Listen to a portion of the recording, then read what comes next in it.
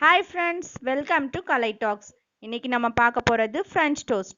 இதுக்கு தேவையான பொருட்கள் 4 பிரெட், ஒரு டம்ளர் பால், 2 முட்டை, நெய் தேவைக்கேற்ப, சர்க்கரை 5 ஸ்பூன்.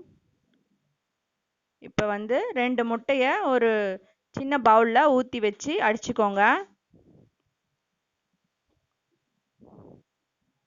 நல்லா பீட் பண்ணணும்.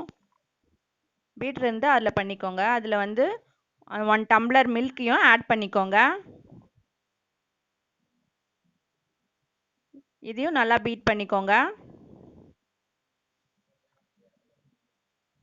நல்லா பீட் பண்ணணும். அது கூடவே 5 ஸ்பூன் சுகர் ஆட் பண்ணிக்கோங்க.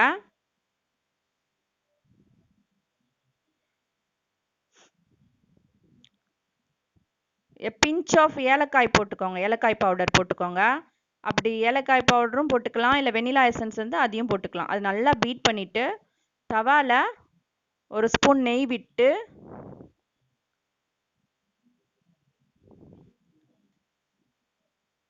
ப்ரெட்டை எடுத்து அந்த மிக்ஸ் பண்ணி வச்சுருக்கோம் இல்லைங்களா, அந்த மிக்சரில் 2 பக்கமும் டிப் பண்ணணும். நல்லா நல்லா முழுகிற மாதிரி டிப் பண்ணி ப்ரெட்டை அது அப்படியே அந்த தவாவில் போட்டு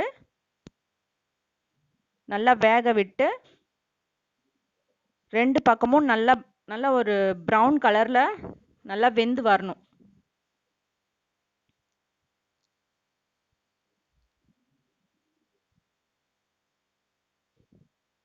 ரொம்ப சூப்பரான ரெசிபி, ரொம்ப டேஸ்ட்டாக இருக்கும். இப்போ 1 சைடு வெந்துச்சு, திருப்பி போட்டுடலாம். 2 சைடும் நல்ல ஒரு ப்ரௌன், கோல்டன் ப்ரௌன் இல்லைன்னா வரணும்.